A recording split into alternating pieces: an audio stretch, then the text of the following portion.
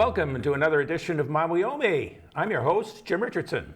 Gwe, Ninda Luisi, Samuel Mwinjibajwig, Terry Richardson. Greetings, Chief Richardson. We're looking forward, to the Christmas spirit. I mean, it's in the air. I mean, we have different cultures celebrating Christmas in different ways.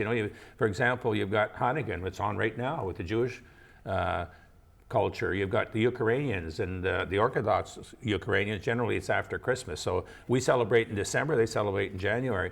And then you've got the Chinese. The Chinese, basically, it's not religious. Their celebration is more like a Valentine's Day. It's buying gifts and that sort of stuff and going out shopping.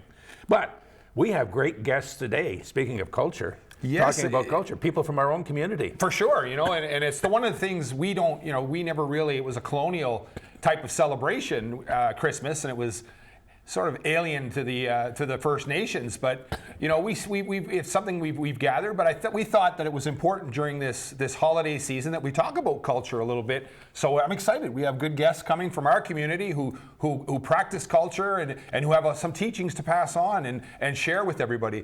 And to that extent, bro, I was just recently in Ottawa for a week. Yes, you were, and I mean, it's a very important meeting. National Chief. I mean, a lot of people don't recognize the importance of National Chief and the chiefs getting together and passing resolutions, associated with their way ahead, our way ahead, basically, with respect to the government and all the other priorities that we have in communities across the country. For sure, and I mean, 633 chiefs getting together to select one national chief, and this, the person selected was Cindy Woodhouse out of Manitoba. Who's done a lot of work for First Nations, and I know we look forward in our community, I believe, in working with our national chief and accomplishing a lot of the things and the goals that we have, because it's a difficult time, and by working together and as First Nations right across this country, we can accomplish a lot. But bro, the other interesting thing that people may be a little confused about is what is the role of AFN and what's the role of individual communities? Yeah, that's a good point. AFN is sort of our national organization that lobbies government on our behalf of First Nations and moves the big files like childcare, health, policing, economic development, which is so important, not only for First Nations, but for the whole region. You're absolutely right. I mean, in terms of economic development, the government is really focused on partnership with First Nations, particularly in the clean energy file with, we've heard bankers saying there's no net zero unless First Nations are involved. Yes, exactly. And you know what? I think we're all moving towards that side, and understanding one another is so important. That's why I'm excited about today and sharing some of our cultural practices, our cultural beliefs, and passing that on and sharing, because I'm a firm believer, when you lose your language and you lose your culture, you lose your identity. I've always said that. Yeah, and I'm thrilled with the three guests we have, because they're very much tuned in to working with the revitalization, really, of some cultural aspects in the community, and they practice it. Stephen Randy, Stephen is always in powwow dancing, etc. Connie's always involved in different things. Phyllis, of course. Phyllis is an artist in her own mark, she's been involved in a lot of things in terms of cartoons, in terms of small books, etc. It's going to be an interesting conversation. But, I want to go back to the business of the AFN and the role of chief.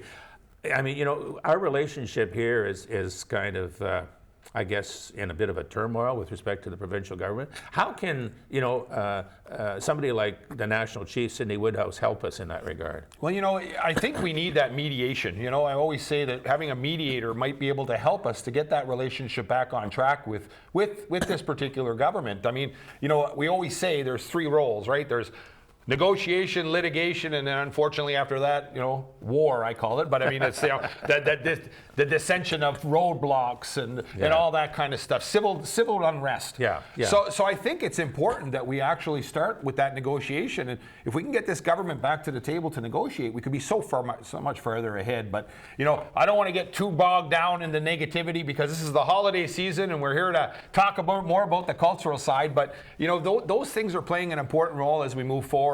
And it's exciting to see how now we're seeing our communities prepare. In our community, recently we had a tree lighting ceremony. Absolutely, yeah. And not only that, I participated. Well, I didn't participate, but I saw yesterday the ladies involved in our community involved in making wreaths and that. The enthusiasm was there, But going back to your point about not getting embroiled in politics, I mean, because it's Christmas, Scrooge was part of Christmas, and Higgs is Mr. Scrooge. Yeah, he's being called quite a few names lately, but I think it's that negotiation side, and hopefully they're going to actually come to the table. This government will come to the table and eventually negotiate and in good faith, and we'll come to a resolution with all this turmoil that we have, and unite this province and move this province forward, because as First Nations we're going to live here. We're not going nowheres.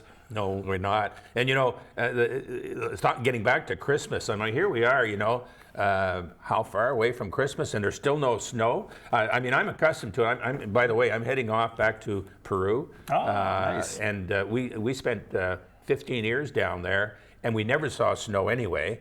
But there was a Christmas spirit, and Santa Claus on the boats going up to the villages and everything with gifts, etc. Well, you came down one time involved. I did, and I enjoyed it. I mean, it was like 3 weeks in Iquitos. It was quite an experience having to fly into Lima, the capital, and then catch a plane out to with all the chickens and running down the aisle there, and out to Iquitos, and then arriving in Iquitos and seeing no vehicles. Yeah. That was shocking. Motor cars. All motor cars, yeah. So it was really a different perspective, but it was nice to see people still celebrate Christmas in that Christmas spirit. Yeah, a lot of motorized rickshaws, I call them. But one of the things they do have is the lighting in that is very predominant there. I mean, you go out in the summer, even in the small little villages outside, where all they have is a generator. They'll have some lights up there to celebrate Christmas. It's all part of, I guess, probably the missionaries being involved, and a lot of the religious missionaries coming down there and talking a little about Christianity and spreading the spirit of Christmas. But it's really nice to see, though. Christmas is a time of sharing, enjoying people. Family, one another, family, and absolutely, family is important, and family is important in our culture. For sure. I mean, in the Aboriginal culture, what a lot of people don't realize is that there's a lot of people are related, cousins to cousins. I mean, there's a lot of cousins within our communities from other communities because of the way that our people traded. Absolutely. They went down the trading route. They went from one community to another community, trading their wares, whether it be baskets, beading, pelts, and that's how they ended up meeting other people, and then procreating, I guess, and then we all end up related, and we have cousins in different communities, and we're all related, and that's what's great about Christmas too, is the family aspect. Yeah, and powwows is always about that too, to some extent, the trading and the celebration. I remember when I was in Winnipeg, you've got the Red River and the Assiniboine River, and down in there, I mean, the tribes would come down, the Cree, the Dakota. And they'd come down, and they'd trade their wares, and they'd have a big celebration right down there at the mouth of both rivers, and basically in the city of Winnipeg. So, you've got different things that, for example, in our particular culture, the Mi'kmaq, I mean, we're closer to the bay, the ocean. Whereas you look at the Maliseet, it's more along the St. John River. Yeah, the Wolastoqey were more out towards that side, the southern part of the province. But one of the things that we do too that I think is we put a lot of emphasis on our elders. Yes. And the importance of our elders, and as our knowledge keepers, as our people who have teachings to pass on. And one of the greatest elders we had in our community was Gilbert Sewell. Absolutely, and it's great to have two of Gilbert's siblings here today, or children, I should say. Both Phyllis and Connie, and they're practicing as well, passing on the culture and the teachings of Gilbert in a way. Yeah, because that's the next 7 generations. Everything for the First Nations is about our elders, protecting our elders, gathering our knowledge, but we also have to look for the next 7 generations as we move forward. Our youth that we have. Yes, that's important. I mean, we have words, I guess, in the non-Aboriginal culture. We hear words like, succession planning and that sort of stuff. In our particular case, I mean, I always say we have 2 primary responsibilities. One is stewards of Mother Earth, and the second is, to protect and nurture future generations, which is what we're all about. Yeah, and that's where I get back to, you know, keeping your culture, keeping your language. Those are the important things, because those are your identity as an individual. And I'm very supportive of the Canadians' approach, you know, to protecting their language and protecting their culture, because once you lose that, ask Aboriginal people. We know it's hard to get back. Absolutely, and you know, speaking of the Acadians, I mean, we share a lot with the Acadians, right? I mean, you look at you know, the expulsion of the Acadians, you know, and taking the mother and child and people away from their home, and then moving them elsewhere. It's almost similar, not quite the same, but similar to the residential school systems, you know. So there's this affinity that we have with the Acadians. We work very close with them throughout, you know, the centuries, really. Oh yeah, for sure. And I think one thing that people don't realize is that, you know, that bond is there. There's a history there. There's a common history. I mean, genocide, I hate using the word genocide, but it is a form of genocide. And that was something that the Acadians experienced, as well as, you know, Aboriginal people in this country. Yeah, there's so much history there, you know, and part of the history as well is talking about treaties, you know, and what do they mean, and how significant are they, and when were they signed, and what was given up. And a lot of people don't understand, to some extent, what the treaties mean and what they are, especially here in you know, Atlantic Canada. The treaties are a little bit different than, say, for example, along the prairies. Yeah, or in Ontario, or in Quebec, where some land has been, you know, sold to the crown. Whereas, you know, in New Brunswick specifically, we're much like British Columbia. You know, we have unceded, unsurrendered territory. Yeah, you know, we right. have peace and friendship treaties. Yeah, no, that's right. And you know, we're not myopic. I mean, you know, you and I know we've had elders express to us their frustration over the years, seeing, you know, all of the resources going past the community, you know, the forests, the minerals, etc., and nothing coming back from the community except ruin to some extent, you know, but as a result of when the ore is gone and the pollution left behind, you know, the cleanup is there. And I think the younger people, the younger generation now, are seeing that as something that's not on. No, I agree, and you know, the problem we have is that government doesn't look at it. I mean, I hate talking more about government, but you know, they don't look at it from that perspective, unfortunately. And you know, negotiation is where we should be. Yeah. You know, and litigation is not going to solve anything. It's only going to cost more money. It's going to cost money for the province. It's going to cost money for First Nations. And chances are you're going to go to litigation, you're going to go to court, and they're going to tell you to go back to the table and negotiate. Yeah, and you know, peace and friendship treaties. I mean, what does peace and friendship mean? Mm-hmm. You know, it means working collaboratively, moving forward in a friendly way. And you know, we're very fortunate here in northern New Brunswick. I mean, we have such a great rapport with everybody around us. We feel that, you know, we're not myopic. You know, we deal with municipalities, we deal with people. I'm so happy to see so many people from outside the community come into the community for many of our events. Yeah, and you know what? That's learning, right? Learning, and I say the same thing. I go to events. If I'm invited, I'm going to go. I'll give you an example: the Maritime Fishermen's Union. You know, there's a lot of animosity between First Nations and with the you know, food and fishery and the ceremonial fishery. Yeah. But I have no problem going and talking to the fishermen and saying, listen, let's come up with an agreement that's palatable for everybody.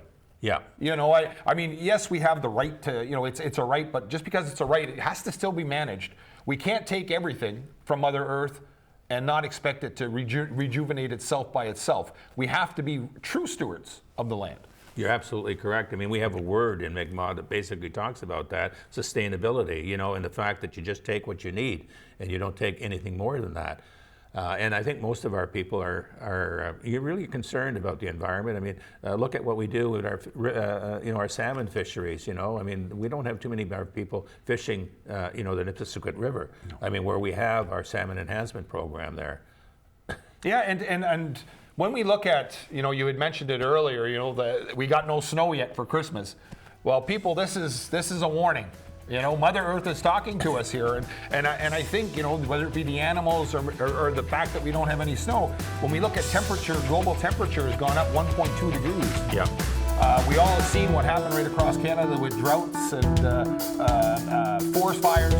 I mean, we've got to start taking action and lowering.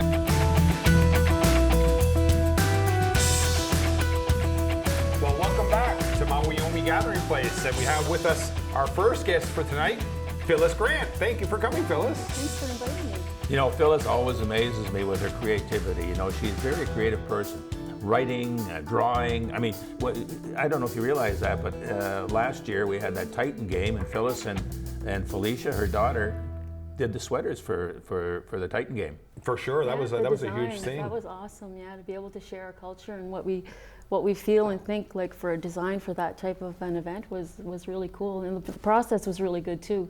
They really took the time with us to talk about it and what would be it was a good way of doing it, yeah. So it was really nice. We saw those hockey players go out on the rink and drop the puck when we dropped the puck, and you guys were all there. It was awesome, yeah. Yeah, that's definitely a bucket list thing that So let's share some of your thoughts on our culture and what you're doing. I mean, particularly what you're doing with young kids and working, with some of the writings and that you do. Oh my, yeah. I've worked in animation since 2004. I went to NBCC, the Animation and Graphics Technology program there, and fell in love with it and saw one day they showed us the NFB films, and I remembered seeing them as a kid. And I thought, I could do that. And of course, we have stories that my dad, Gilbert, told me. So wrote a script and sent an idea in, and that's where it started with the NFB. And since then, I've been really fascinated with legends and how they shape us, and how we have like such a rich community when we have stories in our community. So, and I really want to thank you for the support you guys have always given me in terms of being able to share those stories and having time away to do certain things, because I also work at the hall, and yeah, I really appreciate being able to tell stories through painting, through music, through writing. I do it through poetry. Singing. I'm an interdisciplinary artist, so I do all kinds of things. And she has a very talented family. Wow, yes. Kids. I mean, she's got one young fellow there that's going to be a recording star before long. Oh yeah, yeah. He's pretty busy now. You're talking about Tristan Newcastle. Yes. Yeah. He's just skyrocketing. That's the word I use for him right now. He's performing at the Junos this year. He has a new album coming out in the summer. Yeah, I'm really proud of him. And he's telling stories. That's the amazing thing about all this. Like, all three of my children tell stories, and that's why, my priority is to stress the importance of that. I did that in their childhood, and I do that now with people that I talk with, because I really think that stories are what connects us. And even when you talk about economic development and when the mind's closed up and things like this, it's our stories and the creativity that's going to bring back that prosperity. Yes. I really believe that. Yeah, you're absolutely right. And I saw him perform. Oh, did you? At Terry Fox School. And the way he can relate to the kids. Oh yeah. And that's what it's all about. The generations passing on their stories, etc. But where do you get most of your material from when you're talking about stories, etc.? Mostly, well, a lot of it for me was from my father, Gilbert, in terms of the Mi'kmaq legends, because we grew up, he was telling stories all the time, every season, Christmas time, and they were always larger than life and taught us a lesson, but also made us believe in our own imagination. So stories change in Mi'kmaq culture, they might tell you one thing a certain way in one community and another way, or even when different events happen, that story might alter a bit. So growing up, we always had different versions of different stories. So the stories that I tell are an adaptation of a lot of those themes. Yeah. Yeah, your dad was a great, he was a great ambassador for not only our community, but the whole Mi'kmaq race, I believe, in New Brunswick, and when you lose one of those elders, you lose a huge portion of I miss him so much. Yeah, we miss so him. Much, I know, I appreciate it as a leader in my community to be able to sit down with him and have those talks, where he would give you his perception, because he had done it all. Yeah, no, absolutely. Gilbert was a chief at one time too, so he knew it, and it was always good to be able to tap into that knowledge and get that perspective, right? And this is where you see how oral storytelling is so important in communities, because I love technology, I love the written word, but I saw a thing online once, and it said, are we going to know in 100 years' time who existed? Like, nobody's going to care about you, or nobody's going to, but that's not true of the Indigenous cultures, because we have our oral stories that we've carried on through the youth and through generations, and that's how they stay alive. And that's important too, because if you look at, even if in the case of court cases, oral history is accepted now, and it's part of evidence. But I like that comment that you made. He said, trust your imagination. Oh yeah, trust your imagination. That's strong. That's strong. Yeah, it is. To nurture, if you nurture imagination within children in a community, you'll find you'll have a strong community. I did that with my children, and all three of them are very strong in the arts. And it's not that I did anything magical, or it is, people say it's unusual that so many of you are creative. But I come from a creative community. All of us are creative. We do, no matter what we do, whether it's dress, whether it's the way my mom, Laura May, puts on events, whether it's, you know, the way we communicate or are relational with other people, it's all creative, especially like at the powwow or dancing. It's very much a part of who we are. Yeah, so it's not unusual. And I remember Robbie Robertson, who passed on. Yeah. Oh, Robbie. Oh, the band. Yeah, he said that tremendous. too when he went out in the world. He said that they thought like, wow, you're such an amazing talent. But he said, everybody in my community in Six Nations knows how to sing, knows how to play guitar, knows how to do some kind of performance or painting or something. So it wasn't that unusual. So, and I find you guys really instill that in our community too. So. You know, No, but I mean, it's appreciate it. easy to support a community when you have great people in the community. You Well, know, that's and, true. And passing on that knowledge and supporting, the reason we support, I'm a firm believer in the arts, because that's part of who we are as Aboriginal people as Yeah. well, you know. And I think that's part of our culture that a lot of people don't realize. I mean, you hit it right on the head, And it Phyllis. also helps in our mental wellness too, Yeah. mental health. Yeah. Huge facilitator of happiness, and Yeah. what they call sustainable happiness. Yeah. Which is not that you're happy all the time, but it's something that you can tap into and create and grow like within your community, that sense of joy that you have every day, no matter what you're doing. And yeah, that's what And if we that's could the get power more, of creativity. and if we could get more people back to that cultural side, I think we Yeah. address some of those issues we have Yeah. with addictions and as such in a lot of Oh our my communities, goodness, right? Yeah, I think so. Yeah, it's you know, it's something that's very important. I think the cultural aspect of any community, but particularly the Aboriginal community. I think you know, if you focus on what's important in terms of your culture. I mean, we have a saying called the Red Road, right? I mean, walking the Red Road, and you know, which basically entails the 7 sacred teachings, right?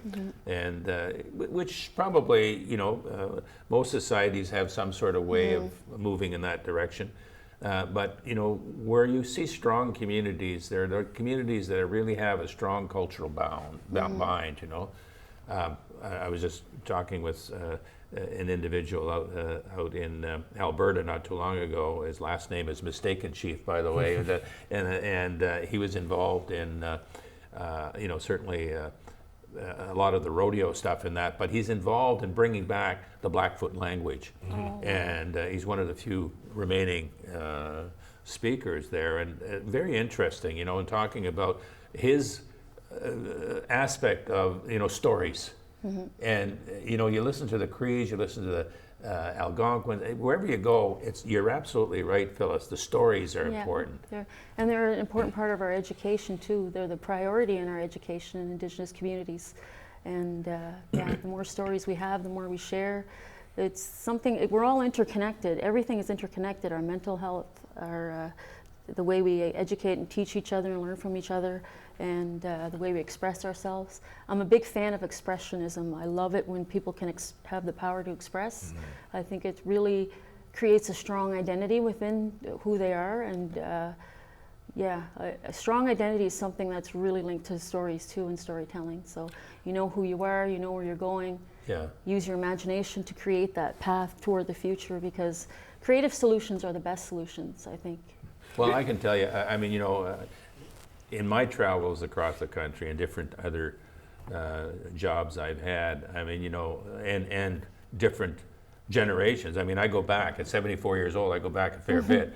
And listening to some of the great orators from our communities out west, down east, I mean, Aboriginal people just speak from the heart. They just let it go out, and that's the dimension of expression that you're talking about, Phyllis, I believe. Yeah.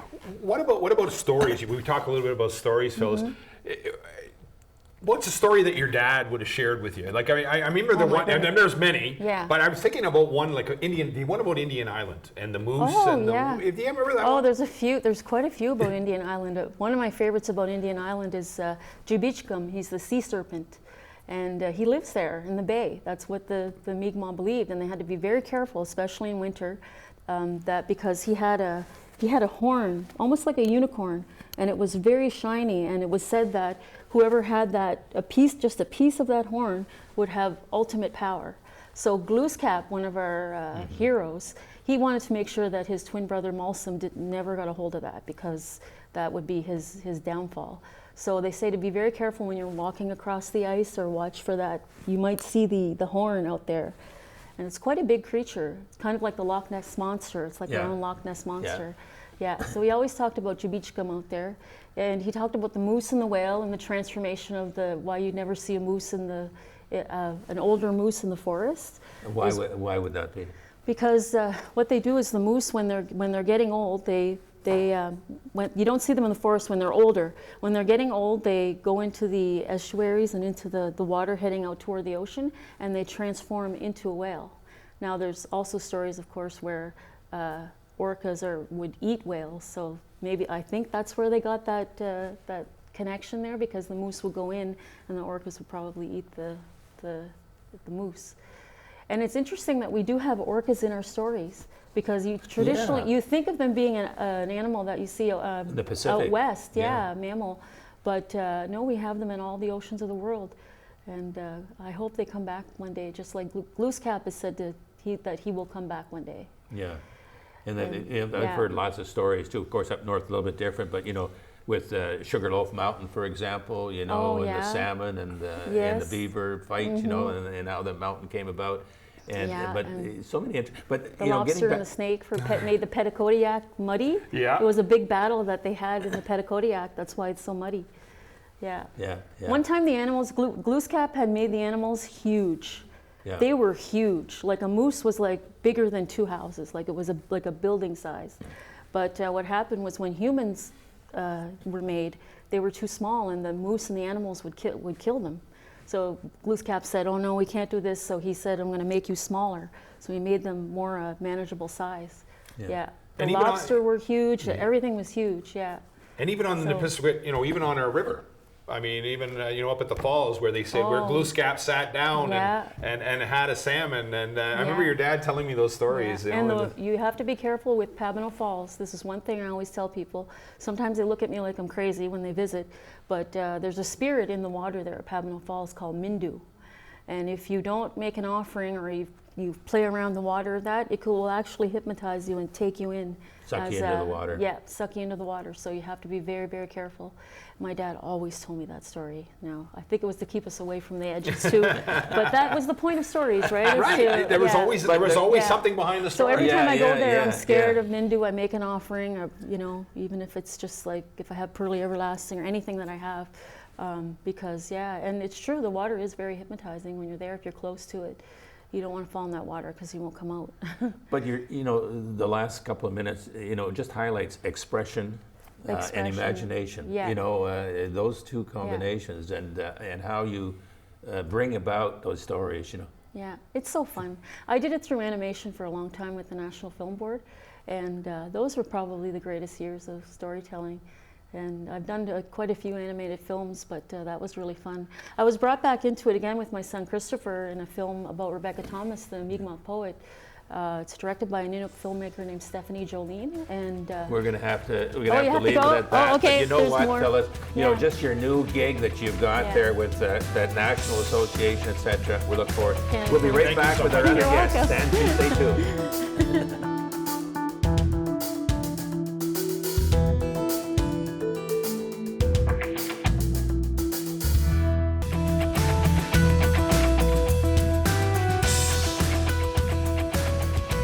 Welcome back to Mawio'mi Gathering Place with our next guest, Connie Sewell. Connie, thank you so much for joining us. It's so great to have Connie. Connie participates in a lot of her activities in the community, and she's really part of the cultural revitalization in the community, if I can say that, right, Connie? I mean, you do a great job, and not only in our community, you're asked to go somewhere elsewhere as well, Yes, I really enjoy sharing the culture. It's continuing my father's legacy of the family. Actually, the whole family does. We're involved in our culture, and we have been, which was beautiful, is that I had the honor of being raised by a gentleman that, followed his culture and shared it with us and taught us, so that now we're the next generation that's carrying on his legacy and continuing. And actually, my daughter also carries on the legacy and continues to share the culture. I brought a smudge kit here, a smudge, so that I could. I was just going to ask, sorry, what do we got okay, there? yeah. No, that's perfect, Connie. What is this? Here, tell us about it, I please. just wanna say, like, Yeah, no, for sure. Culturally, I really enjoy sharing culture, and like Jim had mentioned, I do share with a lot of First Nation communities. I first start with my community, my family, and then I moved out into other First Nation communities and into agencies and that, like our universities, our colleges, any institutions. I'll go into the justice system and that. And with the RCMP, the Eagle Feather Blessing, and we continue to just make the culture what it is. The culture is very natural. It's something that is very relaxing and very, I guess, humbling when you're practicing in that. And especially when we started talking about the smudge. The smudge is a great way for purification, but it's also a great way for balance. It's for wellness. We smudge in the morning, I know myself, to bring that balance back into my life and to bring that wellness in my life throughout the day. If I need a little pick-me-up, I may take one of the 4 medicines that I have here and use that as a refresher pick-me-up for myself to keep my wellness, or I can use just one throughout the day. And it's just nice to see that we're practicing it more and more within our community. Beautiful part about Pabineau First Nation is they have kept the culture alive. And everyone, even our leadership, has been awesome in keeping the culture alive. They encourage us, they participate with us, they share the teachings with us, because not one elder fits all. Everyone has a gift and a role in our community, and everyone has something to bring that they share the culture. So we're all part of it, we're all interconnected. Nice to have people locally too from the local communities come in and join us, the non-Indigenous and the newcomers and people from everywhere that actually will talk about the similarities in our cultures and similarities in the wellness of the culture that we use. Connie, So- you've got sage, you've got cedar. Can you maybe explain some of the compositions that normally, you talked about the different medicines you use, depending on your sentiment, your feeling in that, but maybe you can just explain a little bit about sage and cedar. And Well, there is what you'll always hear is the 4 main medicines in our community, and it's we start with, you were talking about the sage. Sage is actually a purification, and it's beautiful because we burn it to take away negativity. Also, we have our sweetgrass. Sweetgrass keeps the good in. It brings that purification of the good energies and keeps the good energies with us. And then we also have our cedar. Cedar is a way that purifies our space too when we burn it, and sometimes we put it in our house as a protection to keep our wellness. I also brought some tobacco, but just some tobacco that's not been processed. There's no chemicals or anything in it. It's natural. So we like to stay as natural as we can with Mother Earth and to use the medicines that she gave us. Here we also have abalone shell, which was more common for California. And they say here locally I use actually a big clamshell that tells that I'm from my community. And the abalone shell is actually brought over here when we were migrant. We used to travel with the seasons. And so our community people would go down and pick potatoes and pick blueberries down in Maine. And then they would continue on and go into New York, Connecticut, New Jersey, and then they'd keep going again. And they'd follow the chain of work. And down in California and that, they would pick oranges and peaches and fruit and that, and then in the springtime come back up and start traveling the powwow scene, powwow grounds. And like you said earlier, Jim, we would barter, we would trade. So they traded these beautiful shells. And the abalone shell has a nice natural holes in it. And when you see it up close, it's natural ventilation for the sage and for the smudging. Also, inside is very shiny because this we use for jewelry. Everything in our communities, we didn't waste anything. So we used everything. We would use that for our jewelry, our earrings, our necklaces, or whatever we needed to use. Before we used any of our medicines, though, we would always give back to Mother Earth. We would always give some tobacco, and we would thank her in gratitude. And before we took anything, we would always offer tobacco and offer something back. And then use whatever we were going to use, you know, use all of it. And when we smudge too, we also do it with good intention. We actually pray. And the smoke from our smudge goes up to our higher being, which we call our creator. In the Mi'kmaq community, we consider that our creator. So as the smoke is going up, it's taking our prayers and that, and it's bringing it to the creator. And it's helping us in our wellness. You mentioned something earlier too, Connie. You had mentioned the feather with the RCMP. Yes. You know, can you just explain what the significance of the feather was, like, towards First Nations? It was like, you know, taking the place of type thing. Yes. Well, the feather, and I have an eagle feather here. I've brought my eagle feather. This eagle feather I actually found locally. It came to me. It was something that was naturally what I call from a living eagle, because in around July time they molt. They naturally molt. And they will lose their feathers, and if you're lucky, the feather will be gifted to you. And we feel it's gifted from the Creator to us. So this feather was gifted to me. And I use it for a lot of my ceremonies and that, and I use it in my smudging as a way to do the smoke and that, and also just the power of it, the power of the feather, the strength of the feather. And Eagle Feather Blessing that we're doing with the RCMP is in honor of, instead of the Bible, instead of, you know, using the Bible to swear on that you're telling the truth in honor, we use our eagle feather, which is the same high honor to us as that. So our eagle feather is the highest honor you can have, the highest honor you can receive. And when you're holding it, you'll actually tell the truth. You'll actually do that for yourself and for your community. So it's very important in our justice system and in today. And they're talking about integrating it into more things that we're doing within justice system. Yeah, and that's, you know, that's all part of reconciliation, right? We talk about the word, but I mean, that's important for us to have an opportunity, you know, as First Nations, you know, instead of having the Bible to swear on, having the eagle feather, and it holds as much importance on the cultural side to Aboriginal people who are truly following the culture, you know, and that gives them the opportunity to use that process instead. And you'll have a lot of people too, when they're speaking, they'll hold a feather, because a feather is a sign of strength, right? Yeah. And, you know, the eagle is really the messenger for the Creator. And so you're speaking directly through your words to the Creator when you're holding the feather. What's beautiful about the feather too is that, like you were saying, it is your strength. You're holding your strength in that. Because an eagle feather will represent actually yourself. A lot of time we take the eagle feather as representing the stem of it. The center of it is actually the core of who we are. That's who we are. And the journey on either side. Yeah, and as you're journeying, things can happen in your life. You can have upset, you can maybe have addictions, you can have relationship problems, you can have financial problems. Like, there's things that can happen.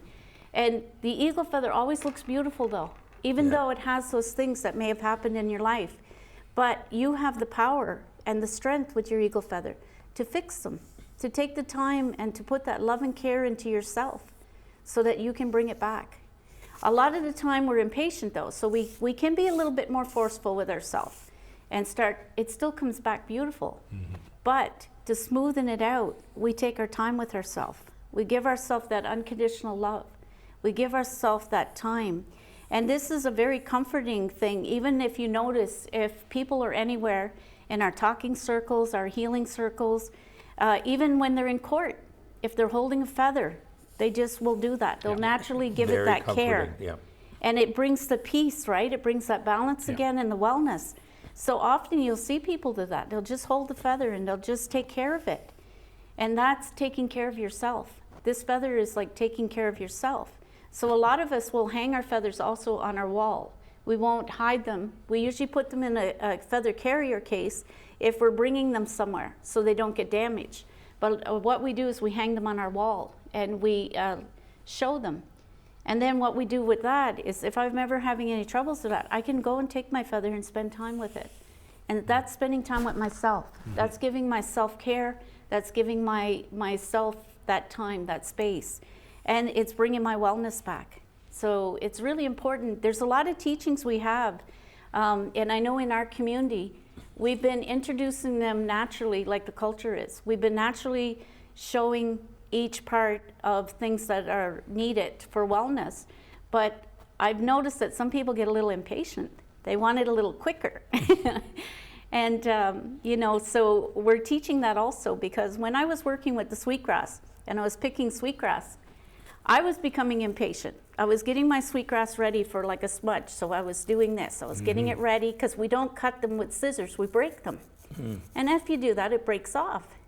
So I was doing good, and then I was like, oh, I need to get that done quicker. I was getting impatient. And then I got sweetgrass in my thumb. And that was the Creator letting me know, take your time. You don't need to hurry. You can take your time. It's going to be okay. And that was a great lesson that was taught to me, because I was like, okay, now I take my time. Yeah, and you know, it's interesting.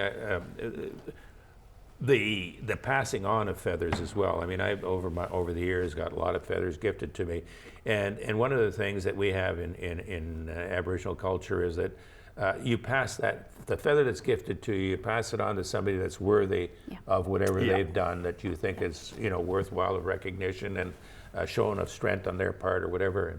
And it's such an important part of our culture in many cases. But, you know, Connie, you know, the soothing aspect, I can relate to it. I mean, you know, I do it with my feathers every once in a while. Just, you know, it's just sitting there and you're thinking about it.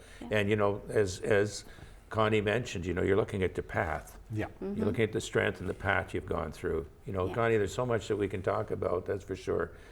You know, I mean, and we really appreciate all that you're doing for us here in the community. I mean, you know, you're our future knowledge keeper, you know, and that's very important.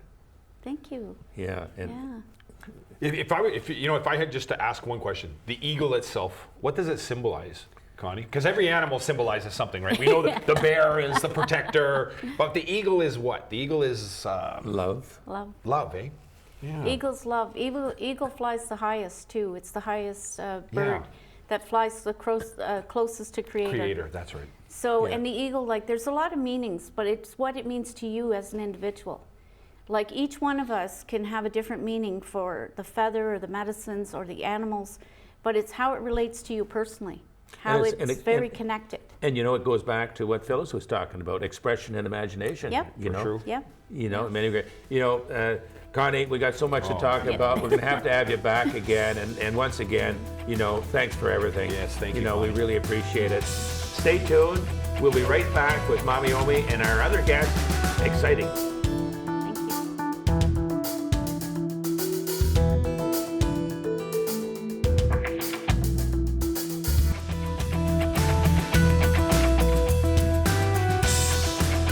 Well, welcome back to our final segment of my Mawio'mi Gathering Place, and our final guest here, Stephen Randy Peterpaul. Stephen, thank you for joining us. Oh, it's an honor to join you today. I'm happy to have Stephen. I mean, you know, Stephen is an important part of our community, you know, in many aspects. And Stephen, we look forward to many years of your knowledge and passing on and maintaining and helping us maintain the culture and revitalize the culture to some extent. Yes, well, I hope to do that in an instrumental way by sharing all the knowledge I've received over the years, especially from our elder teachings in our community and from the journeys I've been drawn on to other communities as well. Yeah, like Stephen, you follow the red road, right? I mean, you don't drink, you That's don't right. you don't draw. You've been I see you at every powwow almost. Almost. It's not always achievable to get to every single powwow or ceremony for that matter, but I try my best, like anyone else in this world. I'll admit I'm not a perfect person, but I do try my best to be better than who I was in my past life. But I can tell you, you're a great powwow dancer. I've seen you at the different powwows and dancing, and you really enjoy the dancing. Even I think the last powwow I saw, you didn't have you forgot your powwow regalia behind, and I think you were dancing there. Actually, I went there on a soul-searching journey for myself again. Oh, you did? To start Nice. over.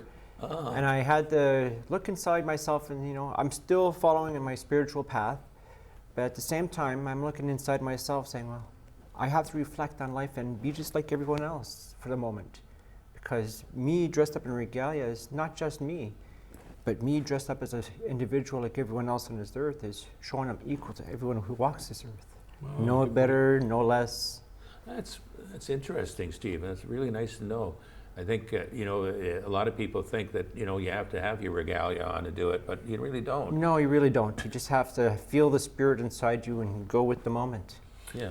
You know, Stephen, you notice, I just think to share that out there, you know how we do things in fours, it seems often, eh? Could you just elaborate on that a little bit? Why? Well, it's kind of linked towards honoring the 4 directions that we pray to.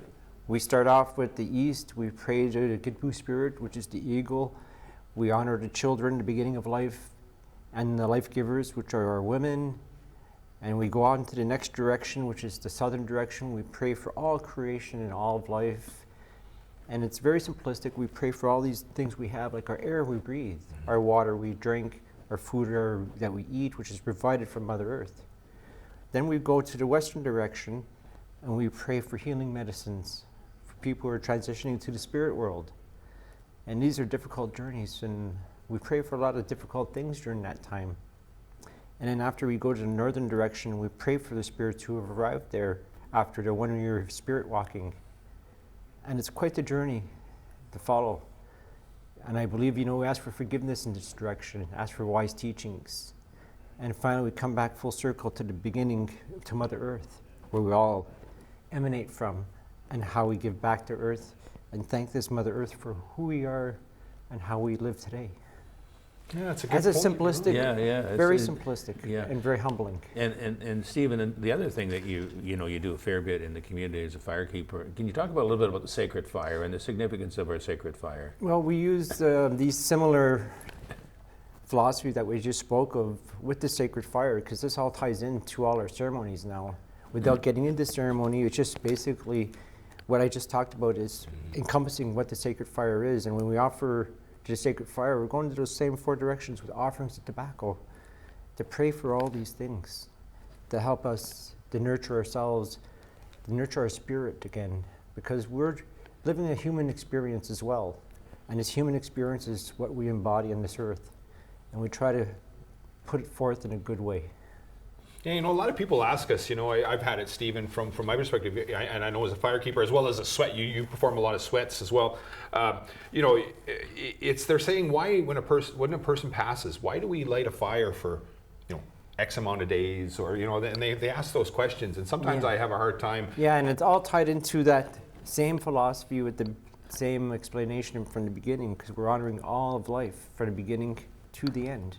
Helping him on into the spirit Exactly, world. and helps them into the spirit world. And it helps the ones who are coming as well to know which part of life we're at, because we all are part of that circle from our birth to our death and to that spirit walk into the spirit world. Wow, that's you know, that's a And good explanation. That's how it ties together. And maybe not many people heard that before, but that's the story of our creation and our life and our completion in life. When you're doing your sweat, Stephen, what do you think that helps with a person? This is sweats deals with a lot of personal stuff in your life sometimes. People think it's like a very magical, mystical thing, but it's more than that. We're dealing with the human condition, and we're trying to alleviate some of that pressure and show them how to move forward in life. Because without these elements, we don't have that to move forward. I mean, it's like medicine in a spiritual path, but also medicine for the mind, and not only just for the body. Yeah, I've had the opportunity to experience a sweat, and you know, you're enclosed with a group of people. Yeah. The hot rocks are coming into the sauna aspect, and everybody's usually there's some singing involved, right? There's some chanting and going on, and you're looking at the fire, and you know, it's amazing. You know, I found it a very cleansing. It It is cleansing, yeah. It is a very cleansing ceremony, and it's a cleansing of the mind, the body, and the spirit, all in the same motion of this ceremony. Yeah, and you know, after I got out, I felt so, you know, very like refreshed, Rejuvenated. Yeah, rejuvenated. Yes. You know, you're ready. Yeah. And I almost tell people, you know, people tell me, well, oh my God, I'm not First Nation. Can I participate in a sweat? Anybody can participate in a sweat lodge. There's a lot of sweat lodges in other communities as well, which non-native people do attend, and they're from all over the world, not just our culture, but every culture of the world is welcome to attend these ceremonies. Just have to inquire with each community where they're being hosted. I think it's the big thing is to be drug and alcohol free, right? Yes. That's the key, so you have a good spirit. Yeah, Yes, yeah, so yeah. that's a prerequisite. We encourage them to be at least a minimum of 4 days clean before entering such an environment, because we want you to nurture yourself and know that you can do this and do it in a good way. And show the example for the future, the children especially. Yeah, you know, and it's interesting. Different cultures have the same thing, and we talked last week a little bit about the circle and the emphasis of the circle and the significance of the circle for different cultures. But you know, you look at basically you're talking about 4 days. You know, ayahuasca ceremony is similar. You got to watch your diet, etc., before you do it. Well, Stephen, look, we're going to have you back for sure. You know, and that's Awesome having you here, man. you know, just great. And Merry Christmas, Happy New Year's to everybody out there.